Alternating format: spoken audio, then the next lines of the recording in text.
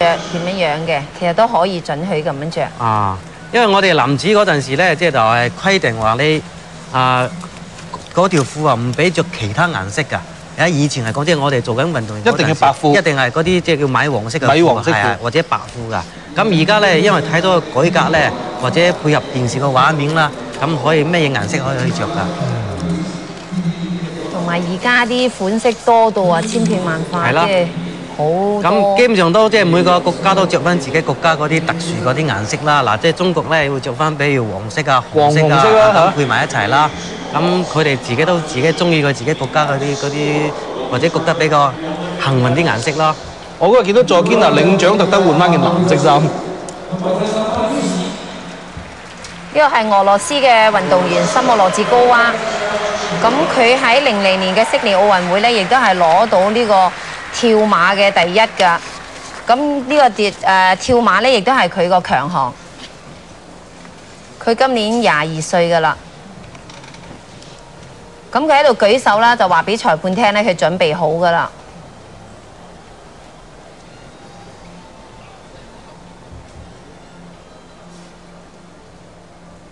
裁判未準備好。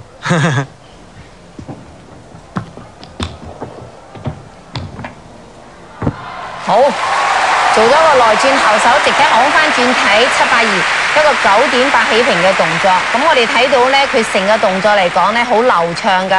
咁咧，嗱睇下啲慢動作先，內轉後手上馬，跟住騰空啦，幾高，加上轉體咧，我哋睇到咧，佢係直體轉體782㗎。咁我哋留意下佢個身體啦，一路 keep 得係好直㗎。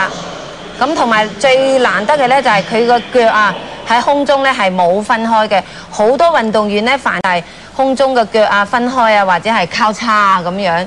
咁我哋睇到咧，佢成個動作完成咗之後咧，個身體係伸展晒先落地㗎。一般跳馬嘅技術嘅分析嚟講，主要係睇跳馬第二騰空㗎。咁第二騰空嘅決定你落地個重心係幾高㗎。咁我哋可以睇到頭先嗰個落地重心啊，個人直㗎，咁證明佢個騰空好高先能夠做到咁。騰空好高，動作喺好高嘅時候已經完成啦。係啊，佢有充分嘅時間俾佢落地。所以有啲人點解會坐咗落去啊？或者即係就速度唔夠啦。9.45。咁因為呢個係單項嘅決賽咧，所以運動員咧係需要跳2跳㗎。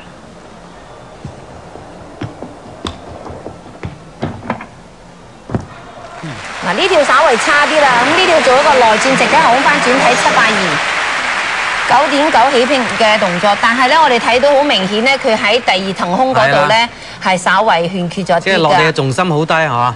係啦，嗱呢度推手之後咧跌得好快啊！冇第一跳個騰空咁好。不過呢個難度稍微比頭先嗰個高少少。係。嗰個0.1起平啊。係。蕭教練咁2跳嘅成績將會係平均啦。係平均。係啊係啊，平均係啦。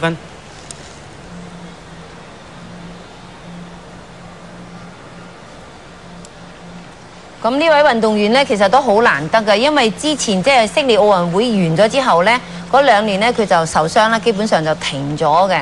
咁休息啦，但係睇翻佢今屆嘅表現咧，其實真係唔錯㗎。